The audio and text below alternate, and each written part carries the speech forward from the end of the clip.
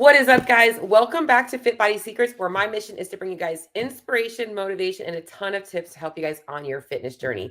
And it's funny because as I was thinking about today's episode, I was thinking about how I really like my podcast to be a place for you guys to get like practical stuff that you guys can apply to your life.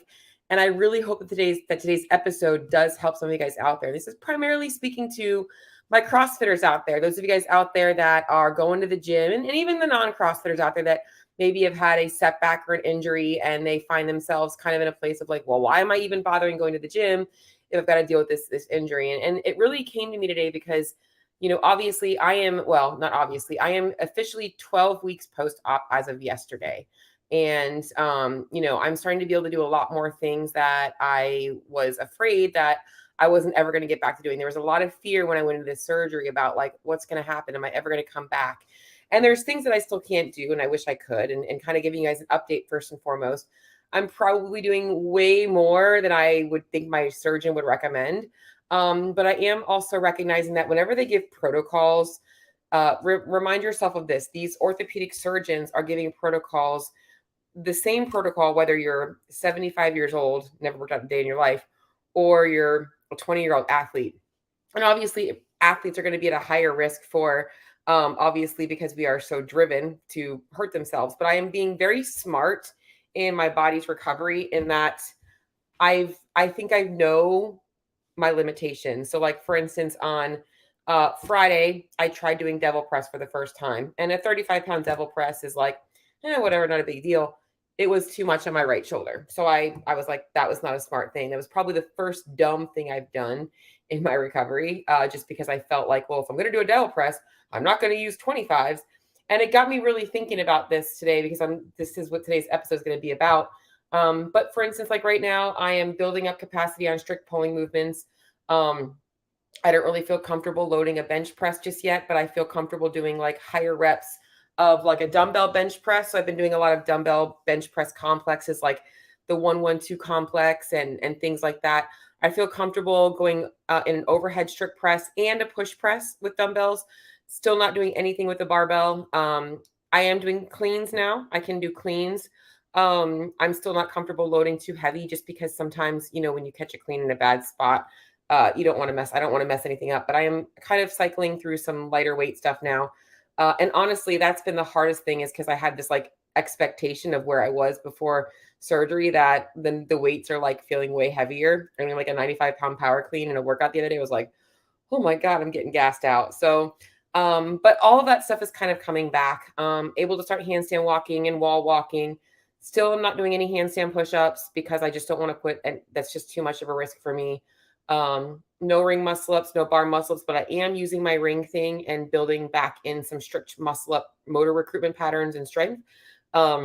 It's actually a little bit easy for me now. So I've got to try and figure out a way to make that a little bit more challenging. And I haven't really figured that out yet. So probably just going to be slowing down the movement. So just kind of give you guys a little bit of recap on where I'm at. And then it really just segues me into, the topic of the day, because I was doing a workout this morning that I had to heavily scale. The workout was every 4 minutes for 8 sets. It was meant to be a 300-meter run or a 20-calorie assault run into 2 legless rope climbs and 8 overhead squats at 155 for men and 105 for women. Usually this would be like a fun workout for me. I would like look forward to it. And I used to find myself where whenever I felt like I couldn't do the workout as prescribed, that I was like, well, that's not even worth it. And I would just like change the workout altogether and like do something else and like feel like, well, I'm not going to get the workout in anyway. So I'm just like not going to do it. And it's really cool how the surgery has really changed my mindset. And, because as a competitive athlete, you always want to be able to compare with the other competitive athletes to see how you're like, how am I doing? How's my progress coming? But I realized that was actually stopping me from progressing because oftentimes I might find myself, using a weight that I probably shouldn't be using to keep the stimulus of the workout because, well, everybody else is doing that weight, so I probably should. So I fall victim to this too, and I want you guys to understand, I'm not saying this, what I'm talking about today is not going to be just about you guys. It's also about like, hey, this is something we all struggle with. It's the ego. And it's not so much the ego of like we care about what others think. It's like we want to be able to do those things. We're driven, we have pride, and it gets in the way of us making progress. And what's crazy is that today when I was doing this workout and I scaled it with a 50-foot hand over hand rope pull at body weight, and which is probably about the equivalent of 2 legs rope climbs, and I did 10 front squats at that weight versus 8 overhead squats. So, and I actually did 2 more sets. So I kind of made it to where I'm like, you know what, I'm going to do this and I'm going to challenge myself. And I got such a good workout in. Like it was hard. I got the stimulus. Oh, and by the way, your coach Cheryl here, because she was laying off her shoulder for so long, has now got a pretty good little hamstring injury going on. So I couldn't run either, which was also frustrating. I love to run. In fact, you guys know one of my goals by the end of this year is I want to run an Ironman. And now I've got this hamstring injury and I've got to really watch the volume on running and deadlifting. So couldn't do the running. I could have, but I didn't want to push through it. Instead, I'm like, you know what? I'm going to ski instead. So I did 20-calorie ski into the hand over hand rope pull. Talk about a stimulus, right? Like I really tried to push the ski. And what's cool is I pushed just like I would have as if I was doing the real workout. And I think that a lot of people think that if they're modifying, there's a lot of things I'm doing today. They think that if they're modifying that they like don't have to push as hard. Well, I'm modifying anyways. I'm just gonna take it easy today. And there is a time and place for that. Like when mentally you're not there, you're tired, you're worn out, like you just have to kind of move through things. Or like obviously my first week back from surgery, I wasn't doing intensity. I was like, move through the movements, get yourself some movement in. But I think so many people out there in the CrossFit space is it's all about like you look at the workout on the board and like it's this automatic moment of defeat if you feel like you can't do something or you have an injury and there's pull-ups programmed and you can't use your shoulder and you're like, whoa, why am I even going to go to class? I should probably just lay off. It's like it's there's so much more you guys can accomplish. And I think the other problem is that so many people are afraid to talk to their coach and tell them like how they're feeling. And as a CrossFit coach myself, I coached CrossFit for years and years and years and actually still want to get back to doing it. But it's like, that's what I wanted. I wanted my athletes in my class to feel comfortable coming to me and saying, like, here's where I'm at. Like, what should I do instead? And I wanted to give them the best experience. I wanted them to feel like they were getting a good workout in. And sometimes it was making the workout completely different because they were like just not going to be able to, like, if the workout is like deadlifts and box jumps, right? And the person's got like a back injury, like they can't do either of those movements, but I can get them to feel that same like intensity using 2 very different movements, you know. But if they're like not there, like mentally there, I might give them something completely different. But I think that so many people get hung up on like the workout of the day and the stimulus, and they also don't know that by chasing RX, they're actually limiting their progress. And I want to go over some things today in terms of helping you guys out there understand how modifying workouts actually might get you fitter, stronger, leaner, even faster. Because I think a lot of people don't understand the purpose of their workouts and the purpose of an RX. So let's just start with that. What is the perfect purpose of, or the purpose of RX? Okay. So I'm going to also relate this to nutrition, guys, because you know I'm a nutrition coach, right? When I'm building out a nutrition plan and I'm working with somebody for the first time, I always know where their TDEE is. That's their total daily energy expenditure. This is their baseline. And my goal with that is, all right, if their goal is fat loss, I've got to get them to baseline and kind of, or get them where they're at and get them back to baseline so I can get them into fat loss phase. With RX, okay, I want you to think of it like this is the template. This is where, you know, we want you to be, but that doesn't mean that's where you are right now. Okay. This is the suggested weight to get the stimulus if you can handle these reps, these sets, and all those kinds of things in that time domain. So, but a lot of people are like, oh, well, I can't do that. Okay, that's okay. Let's talk about the workout first. Let's not even think about the weight and the movements that you might not be comfortable doing. Okay. What is the stimulus of a workout like Fran? 21 reps of pull-ups and thrusters. We're building upper body pulling capacity and lower body pushing capacity and power. Okay. We're looking for a fast time domain. We're looking for something like 3 to 5 minutes. Well, you're a CrossFitter and you're an athlete that's in the CrossFit games, probably more like sub 2 at this point. with good standards. All right. So, but we're looking for that 3 to 5 minute range and getting in some upper body pulling volume and lower body like pushing volume, really pushing power output. Okay. But what do most people do? I want to do Fran RX. Okay, that's great. Every once in a while, you want to benchmark, see where you're at. But if you do that with every single workout, you are also missing the benefits of getting the stimulus of the workout. So let's say you decide to do Fran RX and it takes you 15 minutes. Did you achieve the stimulus of the 21:15:9? No, you may have gotten a different stimulus. And that's okay every once in a while because we want to kind of see where we're at. Or maybe you wanted to focus on skills.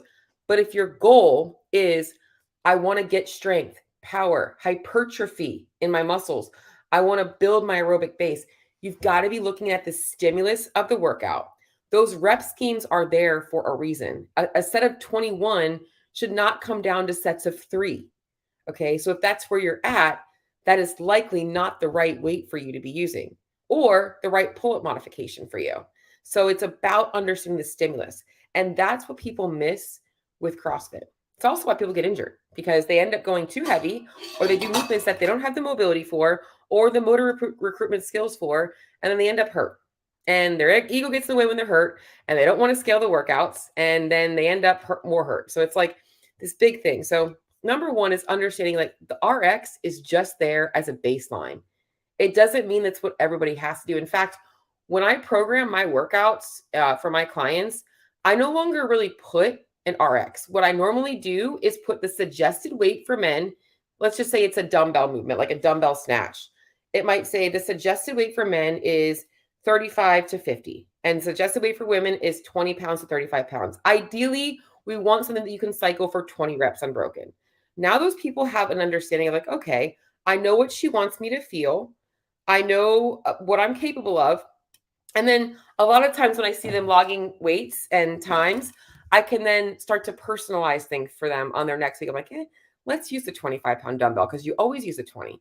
I'm like, wow, I didn't think I could do that. And I did it and I did the same time. So I look at those things as well. And you guys should be doing those very same things for yourself. So, all right. So let's just talk about modifying your workouts and getting more out of it. And honestly, not feeling like you're a weak person because you're not doing the RX movement or you are not doing the RX workout per se. All right. So if you are a beginner and you are like under 6 months into CrossFit or your lifting program, whatever it is, whatever program you're doing, you guys are not modifying at all. You're not. You are literally building the foundation. So for these people, the volume will likely be lower, but you want to be getting the same intensity and stimulus in the workouts. You're just getting less of it. So these people might be starting with 3 days a week and getting that stimulus. And then the other days, they might be like walking or doing something light recovery wise, building up the endurance and building up the stamina to handle more volume. Because the real goal of CrossFit, okay, guys, CrossFit was prescribed to be a program that is followed 3 days on, 1 day off. That is the CrossFit prescription, okay? No, not everybody follows that. A lot of people follow 3 on, 1 off, 2 on, 1 off, or maybe they do 5 days on, 2 days off, but those people are usually active on the weekends. But CrossFit was prescribed to be a 6-day-a-week program, essentially. And the goal, though, isn't to crush yourself in every single workout. CrossFit.com sometimes will be like, we're just going to lift today. Tomorrow, we're just going to do skills. And then Wednesday, we're going to do a hero workout. But people didn't ever well, back in the day they used to, but now it's like people are doing so many workouts in a day. So when I say 6 workouts, you got to realize that most people are doing a lot of CrossFit Games athletes and semifinals and all that are doing multiple workouts in 1 day now. So they're doing lifting and they're doing that, which is good. We obviously have built up a higher tolerance to the volume, but you have to understand that the goal is to build up that tolerance, not to start there. And so we have to look at the volume intent first. Now, if you are an established fitness enthusiast, which a lot of you guys are, so you're 6 months plus, you're in the gym, you drank the Kool-Aid, you're doing the things, I want to talk to you guys about how to get more out of your workouts, because there's a couple of things that you guys need to realize when it comes to these workouts. A lot of people want hypertrophy. They want to build muscle. They want to look leaner. They want to see more definition. Okay, so you want to make sure that when you're getting movements in, like the 21, 15, 9s, that you're thinking about, okay, the stimulus here is 21 unbroken reps, 15 unbroken reps, 9 unbroken reps. You might have to break once or twice, but the goal is right back on. We want to keep those muscles in contraction because that's where progress is made. If you are constantly having to go down to threes and taking big breaks, you are missing that stimulus. And I'm going to talk more about this later on. Okay. But for those of you guys out there that are fitness enthusiasts, I want to give you guys some tips for modifying your workouts to get the best results in terms of body composition, in terms of fitness, in terms of strength, power, all of those things. Okay. So number one is movement modifications. All right. The goal here is to preserve the stimulus of the movement. And think of it like you're trying to, if Matt Fraser or Tia Claire Toomey was in the same room as you doing the same workout, your goal would be that you're trying to compete with them. You are trying to find a movement modification that's going to give you the same stimulus. So that might mean for some of you guys doing jumping pull-ups in a workout with 21, 15, 9, because your goal is to try and be able to cycle your pull-ups as fast as them. Now, you're obviously not always going to beat them, right? But the goal is like you should be pushing to try and think about the fittest people. And maybe it's not in the world, but in your class, like trying to compete with those people. That's how you get competitive, but also get more out of your workout. Okay. So try and preserve the stimulus of the movement.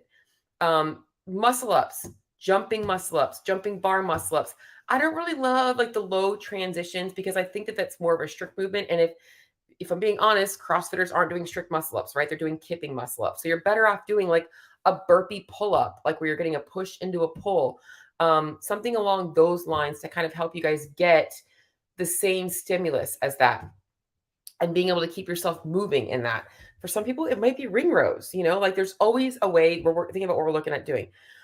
Okay, now going into whether we want to modify the reps versus the weight or the movement. All right. And this is like big. So let's just say maybe you have, okay, let's just call another benchmark is Amanda, 975 snatches and muscle ups. And maybe you can do like 1 or 2 ring muscle ups and maybe you can do that weight for like a couple of reps, but you've never actually done it in a workout. At some point, you might want to test that workout and see where you're at.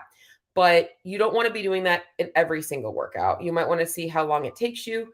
But the stimulus of Amanda now is like almost as fast as Fran. The top level athletes are doing this in 3 minutes. So I think a good time to for Amanda is like anything under 9 minutes. Like that's 3 minutes around 975. That's 3 minutes for 9 muscle ups, 9 snatches, another 3 minutes for 7 and 7 and 5 and 5. That's even still a pretty slow Amanda time for these time for right now. I think a better thing is like, all right, so I need to work on ring muscle ups and getting stronger. But in this workout today, what I would like to do is push the intensity and feel that threshold. And I'm going to also spend some time afterwards working on muscle ups. So maybe you are doing jumping bar muscle ups or jumping ring muscle ups in the workout, or you're doing pull-ups or burpee pull-ups.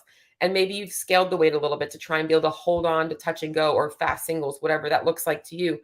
But you're keeping the stimulus of the workout. You're feeling the heart pounding in your lungs and you're feeling all that. I prefer people modifying the weight and the movement versus modifying the reps. Okay. So the other thing you'll hear is like, oh, let's just do 3 muscle ups per round.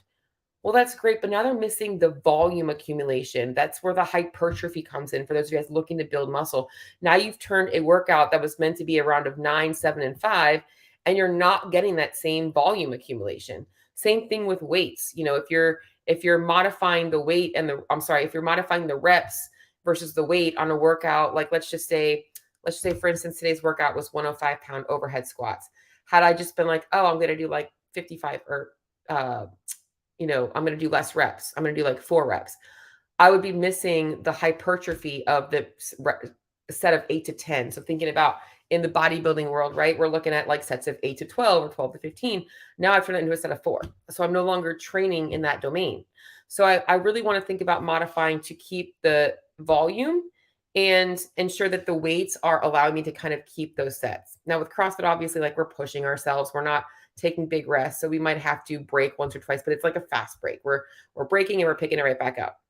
Okay. The volume that we're doing, we want to kind of keep it the same.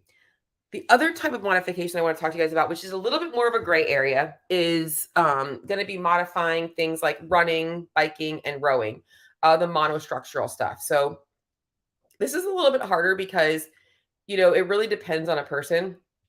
But I like people to modify their running, biking, and rowing to be able to keep the same time about and the same intensity. So whether let's just say we're doing a workout with 400-meter runs in it. It's like 5 rounds. It's Nancy, another benchmark, 5 rounds of 400-meter run, 15 overhead squats.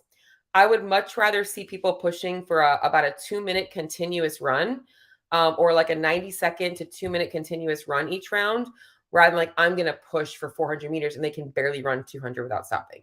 So I would much rather keep them at that stimulus.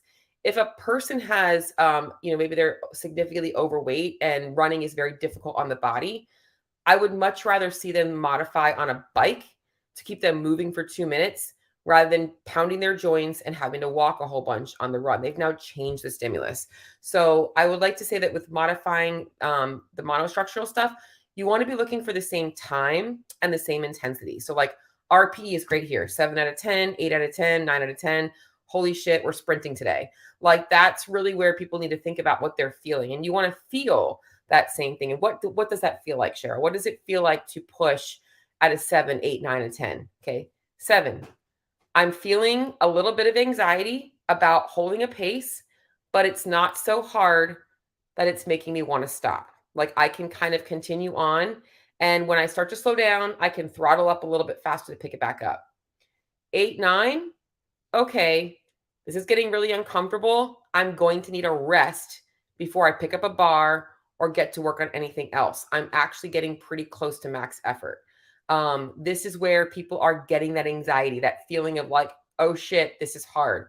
10, you're going to have to mop me up off the floor because I'm not going to be able to get up for a couple minutes. Okay. So last year when I did Jackie Pro, which was 1,000-meter row into 50 thrusters, 30 bar muscle ups, I think. I don't even remember.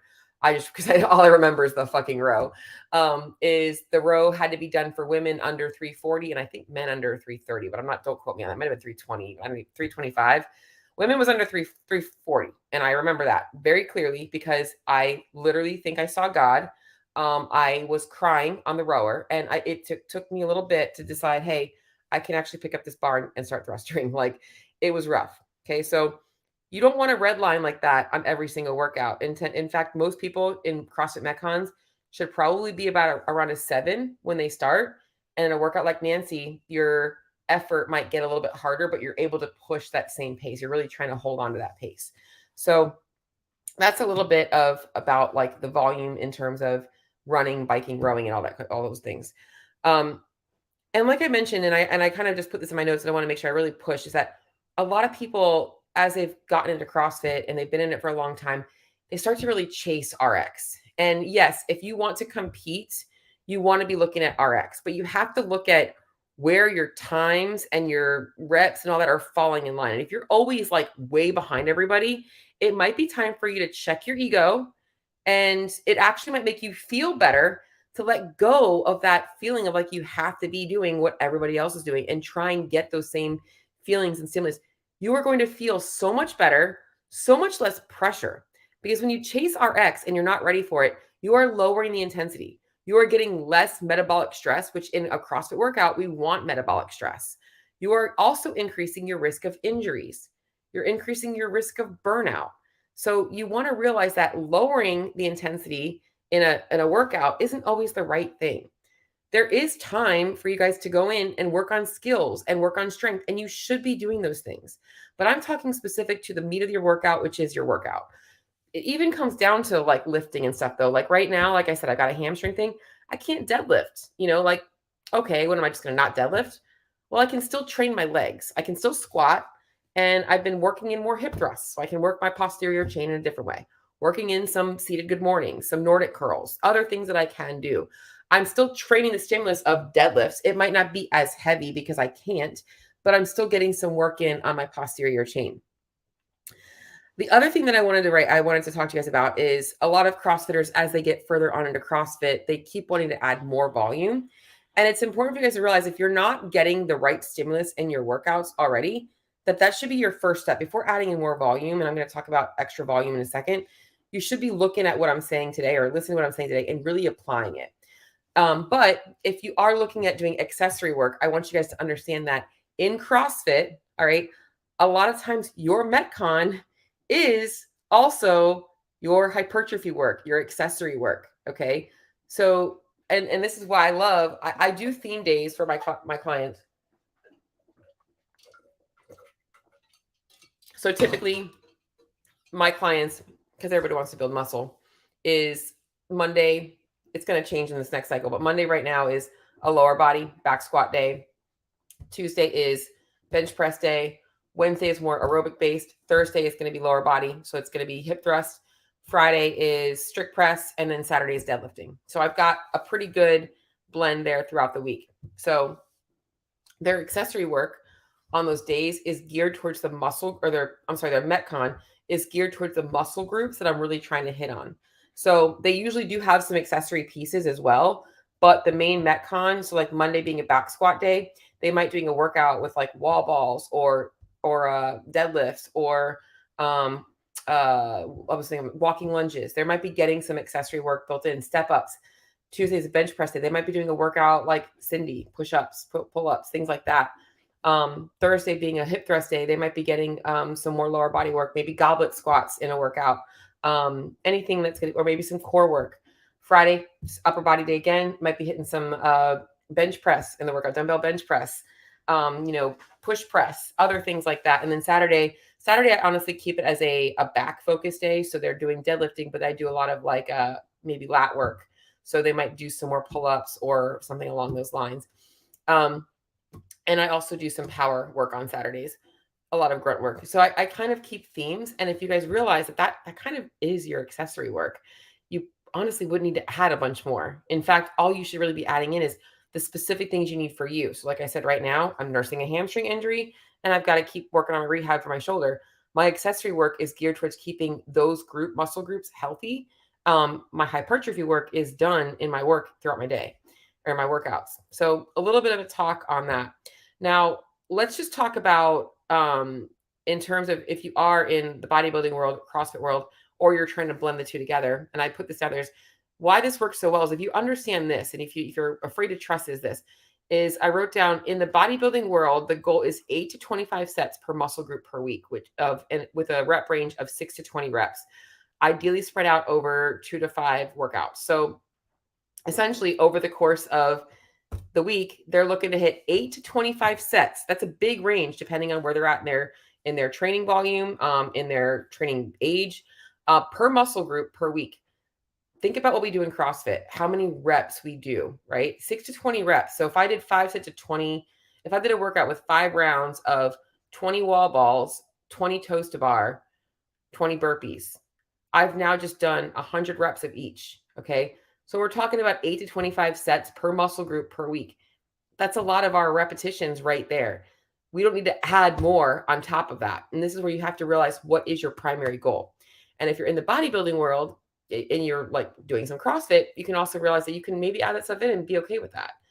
So a little bit of a talk about obviously modifying your workouts for not just getting fitter and stronger, but also for building muscle and seeing some changes in your body composition.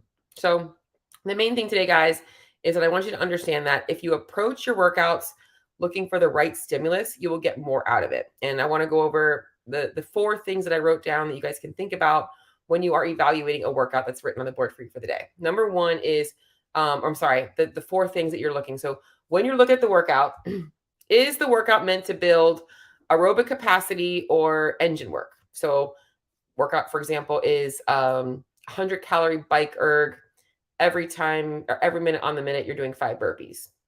Okay. It's working on building some engine work. It's aerobic capacity, or we're doing 400 meter repeats, or, we're doing, 3 rounds, 800 meter run, 20 box jumps and, 10 pull-ups, whatever. So we're looking at building some engine work for sure.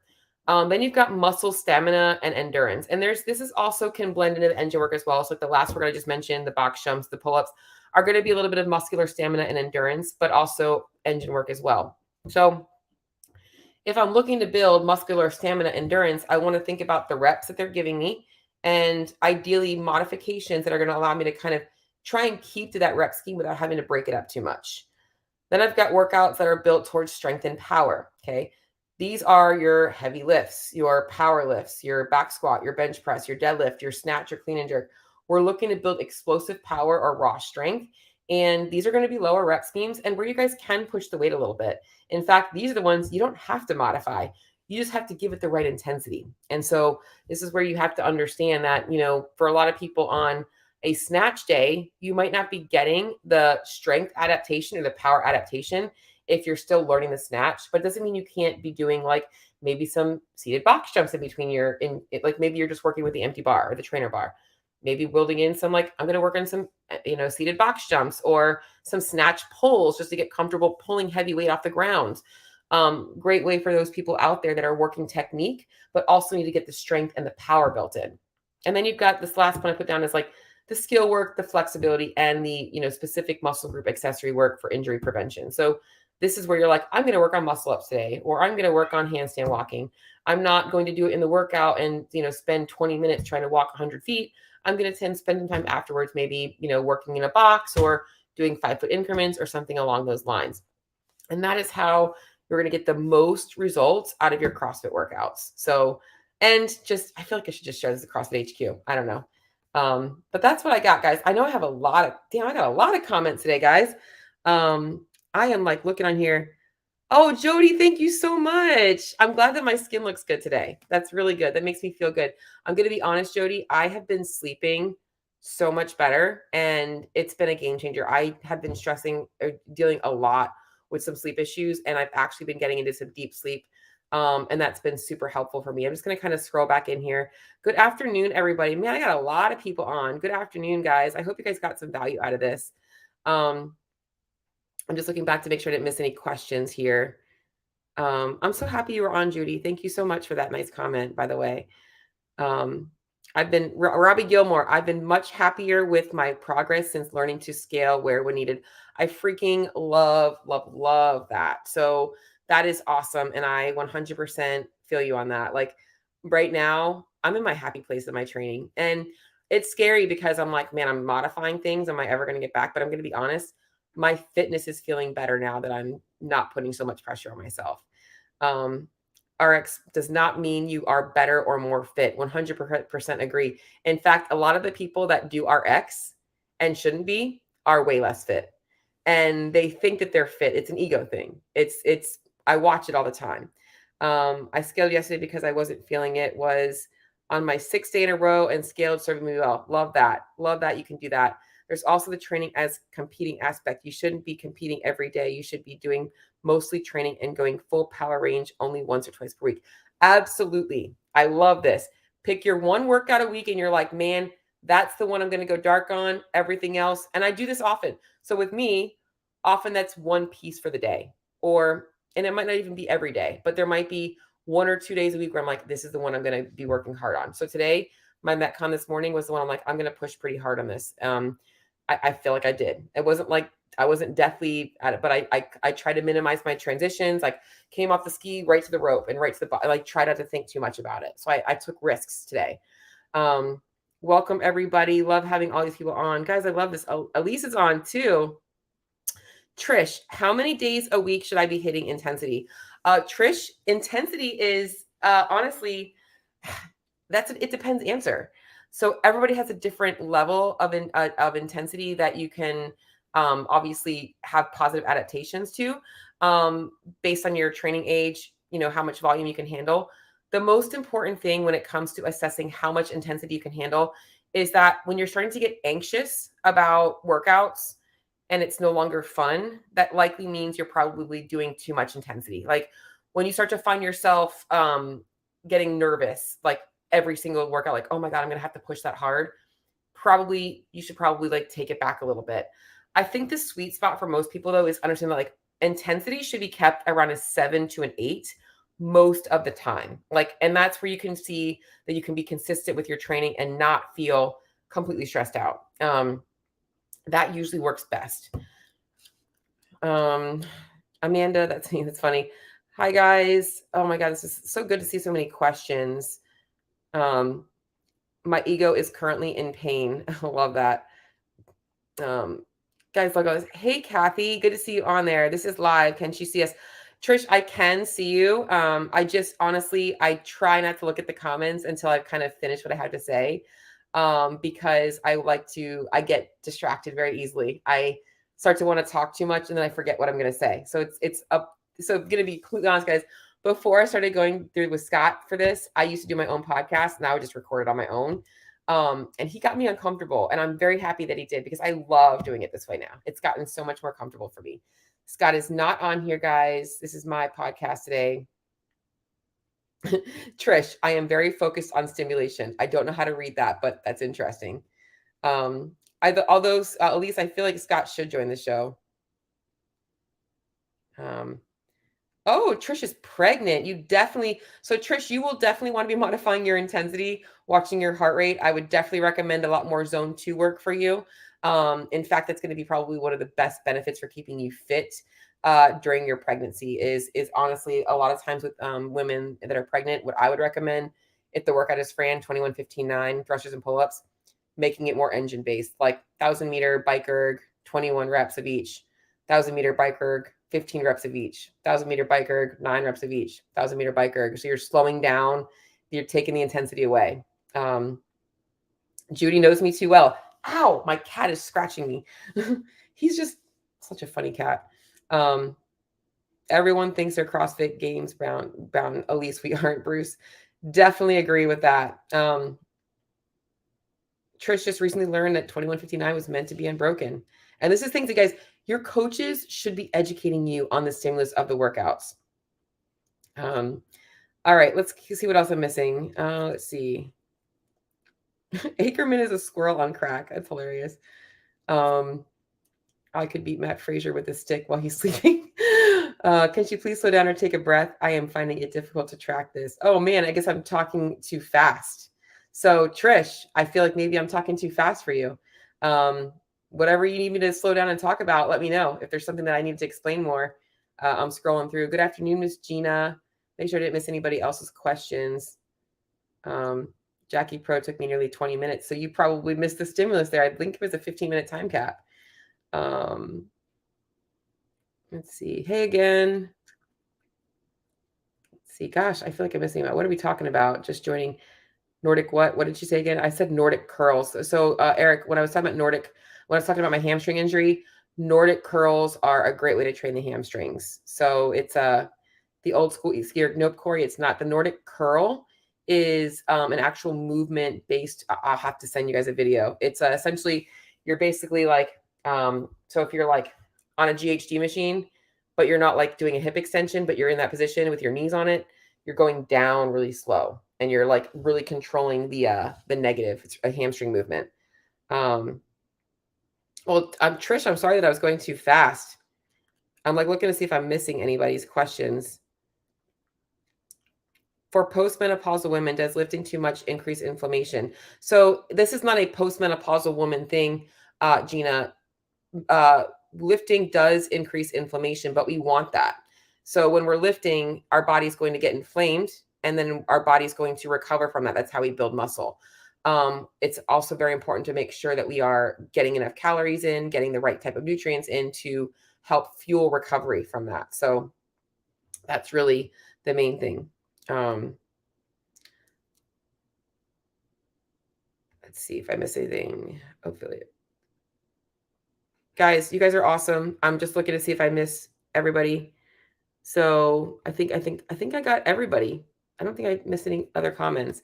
So last thing, guys, as I finish up today's podcast, and if you guys have more questions, I am looking at the comments now. I'm just going to kind of make one more plug for my 6-week summer sprint. I actually retitled it 6-week summer shred. Last year it was called Summer Shred. And what I'm doing, guys, is this is basically meant for anybody that is really motivated to give 6 weeks of full effort into making some specific changes to nutrition to really see results. Like maybe you've tried things in the past and you've never really stuck to it, but you're super motivated. Like you are a kind of person like, just tell me what to do and I'm going to do it. I can do anything for 6 weeks. Like I'm committed to this program.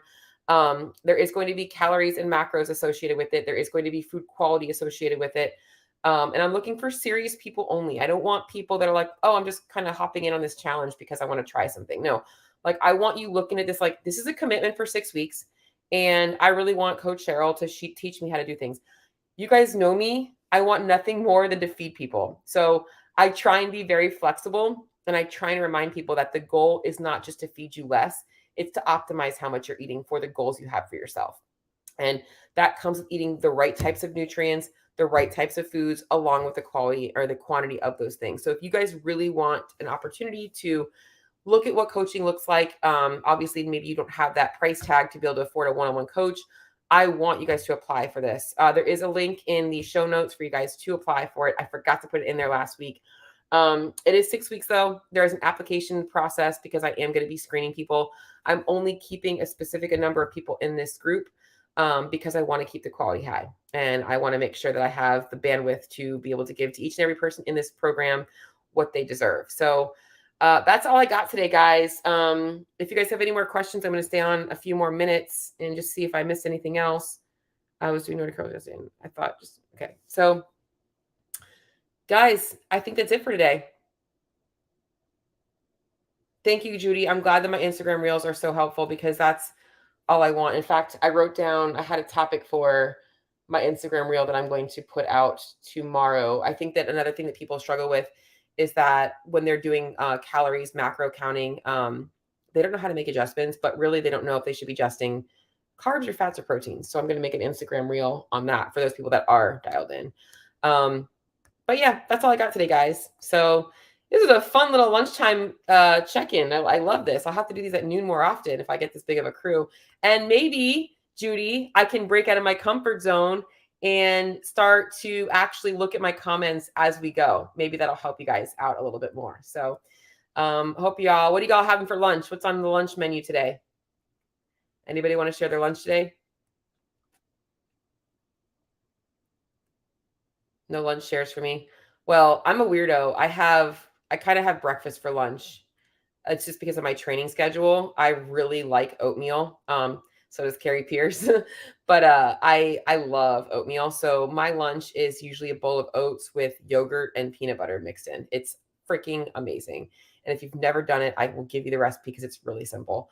But that's like my midday lunch. But my breakfast is where I get my veggies. I had a scramble this morning with broccoli slaw, and I had actually a salad with that. That's what I have for breakfast. And I make this amazing, really easy, low calorie French toast that tastes awesome. And if you want that recipe, you guys can also ask me, and I have that as well. I have overnight oats. Oh, Judy, dude, 2 peas in a pod. I used to do overnight oats, but I got bored of them. And honestly, I like the cooking better because I'm also a volume eater. And what I find is that the volume looks more when I actually cook them. Like they plump up a little bit. So, but salmon burger, got it. Oh, I have a Jody and a Judy. I have to make sure I look at that differently. So burger with grilled onions and peppers, pickle slice. Sounds amazing. Y'all are doing some good stuff. So, all right, guys. Well, have a great day. I'm super stoked with how this went. Hopefully this will help you guys all out. And I hope some of you guys that are watching, whether live or in the replay, I'll get to meet you in a couple weeks when the summer shred starts. It starts on May 1st. And it goes through June 11th. And if any of you guys are going to be at semifinals in Orlando, let me know that as well, because I will be there. Talk to y'all soon.